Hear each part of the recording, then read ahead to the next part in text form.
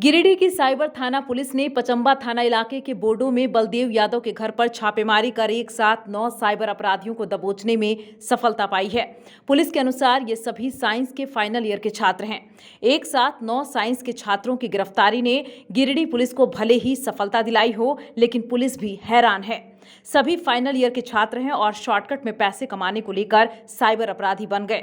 सोमवार को press conference में एसपी दीपक कुमार शर्मा और साइबर डीएसपी संदीप सुमन ने चिंता जताते हुए कहा कि गिरिडीह पुलिस का मकसद है जिले को साइबर क्राइम से मुक्त करना, लेकिन ये वाकई चिंता की बात है कि अब पढ़े लिखे युवा भी अपराध के रास्ते में जा रहे हैं, क्योंकि साइंस के ये छात्र बोरो में एक तरह से मिनी कॉल सेंटर चलाते थे और अलग अलग ऐप के जरिए ही गर्भवती महिलाओं के परिजनों को कॉल कर सरकारी योजना का लाभ दिलाने का झांसा देकर ठगी करते थे।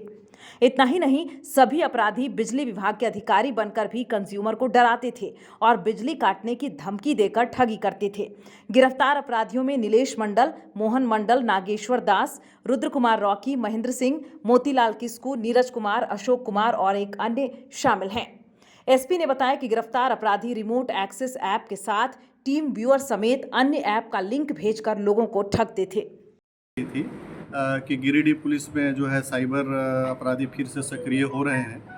हालांकि गिरिडीह पुलिस लगातार साइबर अपराधियों के विरुद्ध में अभियान चला रही थी और इसके पूर्व भी कई लोगों को जेल भेजा जा चुका है और इसी भी सूचना मिली कि शहर के ही आसपास कई साइबर क्रिमिनल जो है एक छोटा सा कॉल सेंटर खोल करके उससे गरीब और भोले भाले युवकों को ठग रहे हैं। इसी के आलोक में हमारे द्वारा एक टीम का गठन किया गया, जिसका नेतृत्व डीएसपी साइबर कर रहे थे और उनकी पूरी टीम कर रही थी, जिसमें थाना प्रभारी साइबर और हमारी पूरी टीम थी।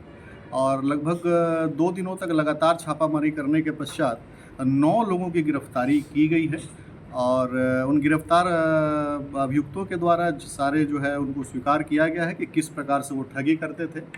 और इस बार इनका ठगी करने का जो तरीका था वो वैसे लोगों को चिन्हित करते थे जो गर्भवती महिलाएं होती थी, उनको जो सरकारी लाभ दिलाने के नाम से, मातृत्व लाभ की राशि दिलाने के नाम से उनको प्रलोभन देते थे और उनसे ओटीपी वगैरह मंगवा करके उनकी ठगी करते थे। इसी प्रकार इसमें जो कॉल सेंटर चल रहा था उसमें दूसरा ठगी का इनका था कि जैसे आजकल लोग भयभीत हो जाते हैं बिजली के कनेक्शन कटने के को लेकर के, तो कई लोगों को जिसका बिजली बिल की बकाया राशि होती थी उसको किसी माध्यम से फ़ोन नंबर इकट्ठा करके उनको ये कहते थे कि आज आप अगर बिजली बिल नहीं जमा करते हैं तो कल से आपका लाइन काट दिया जाएगा। लोग झांसे में आ जाते थे और झांसे में आने के बाद उसको किसी तरह से अपना जो भी डिटेल्स है वो शेयर करते थे और उसके बाद उनसे ठगी कर ली जाती थी। यह कॉल सेंटर जिस प्रकार से चलाया जा रहा था उससे साइबर अपराधियों की आज के छापामारी के बाद एक तरह से पूरी तरह से उनको नेस्तनाबूद कर दिया गया है और लगातार गिरिडीह पुलिस साइबर अपराधियों पर नकेल कसने के लिए तत्पर है और आने वाले समय में पूरी तरह से साइबर अपराधियों को जो है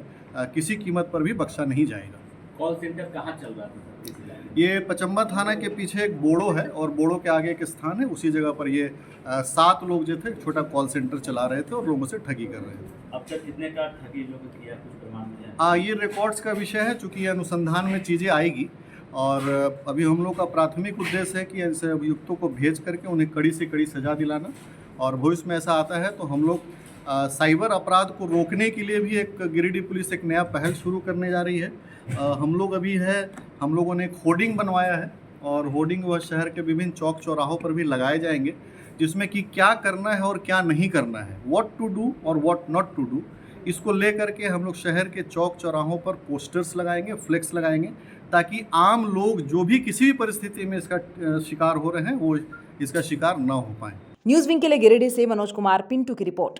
टफकॉन XT600 HCR TMT रीवा। पहले भी बोला था, अगर घर को बनाना है एक्स्ट्रा टफ तो आप भी दिखा सकते हैं अपनी हीरोपंती टफकॉन XT के साथ।